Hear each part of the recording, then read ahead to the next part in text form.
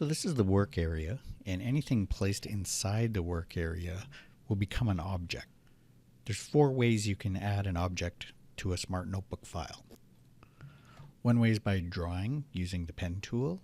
Another is by just clicking in there and typing. You can insert an image from the gallery, or you can create a geometric shape using the drawing tools.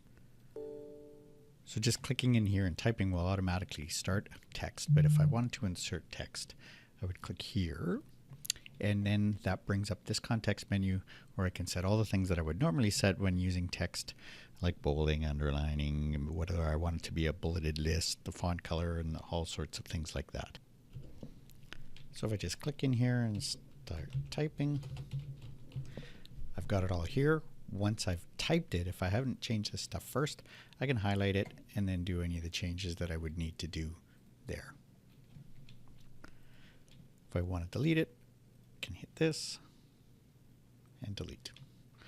Or delete the whole object, click there, and it's gone. Oop, here, press delete, and it's gone. Other objects you can add would be things from the gallery. So if we're on the gallery tab here and we come to the gallery, I can click in here and I could search. So if I type, for example, guitar, and then come down here, there are 2 folders related to guitars. There are 2 pictures. There's interactive multimedia. These ones have sounds, and there's notebook pages, and we'll get to that in a second. If I want to bring one of these in, I click it and just drag it in, and it becomes an object. So it does all the same object things that we had before. Oops, sorry, where I can select it. I need to click select here first. I can select it, then I can do all the things that I could do before, and I can rotate it. All that stuff can be done as well. So I'm going to delete it, pressing my delete key on my keyboard.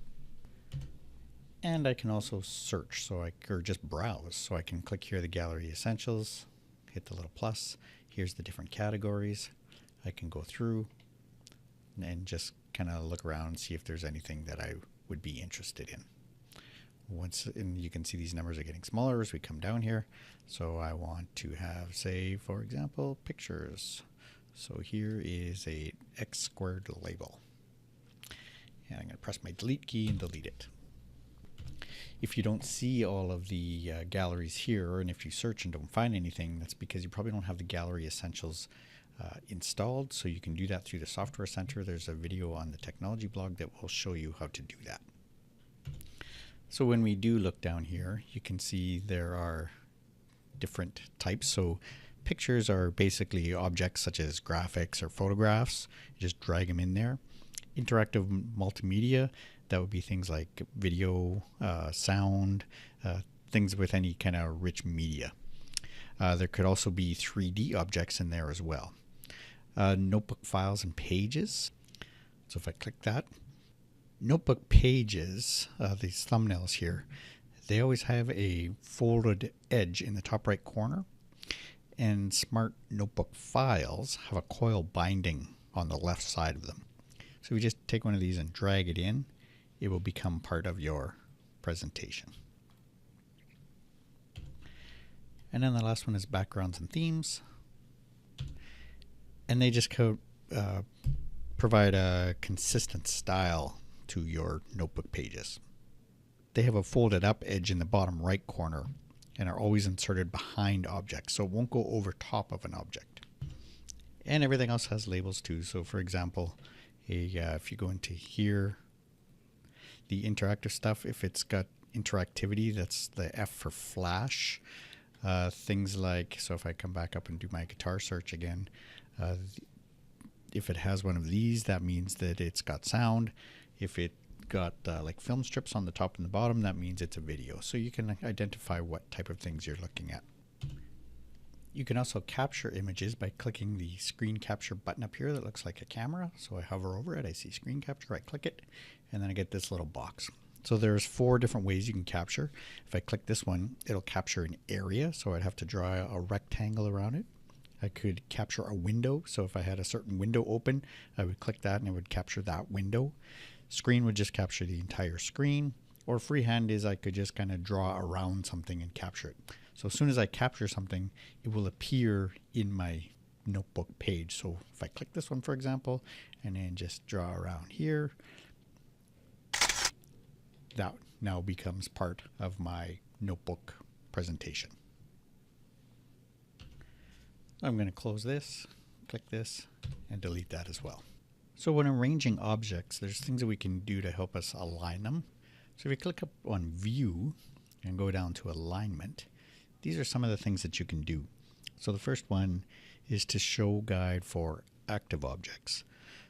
So this will display a guide when you move an object into alignment with another object. So guides will appear on the page to assist you in aligning objects to any side or the center of a nearby object. Show vertical page center guide will display a guide when you move an object towards the page vertical center. Show the horizontal page center will display a guide when you move the object towards the horizontal center. And snapping just makes things just automatically snap to a line that's already there, so you don't have to try and nudge it in. It just snaps into place. You can also change the color of the guide if you wanted to. So by default, it's just this light gray, but you can click that and change it to whatever color you like. So just quickly to see that in action, I'll turn a bunch of these on, and then I will add some pictures. These are going to be big, so I'm going to shrink them down a little bit with my bottom right corner there. Same with this one. And you can see now when I move them, those lines come to snap. So there's the center, there's the top, there's the bottom, here's the middle of the page. So it's and notice it's snapping. So as I get close, it just snaps so that I don't have to worry about trying to get it in nice and close. So shapes and lines can be used to make your lessons more attractive or to even visually define a certain area on your page. So you can use shapes and lines to draw diagrams or even create activities. So to do that, you would come up here and click the Shapes tool. When you do that, you get the contextual menu that pops up here. So when you click the shapes, what you do is you click the shape you'd like to use. So let's say I want the circle. Then I select the color. I'll make a red one. Select the line style. So how thick do I want the line? What kind of line do I want? Then the transparency. So if I want it to be see-through or I want it to be solid, that's what this is for.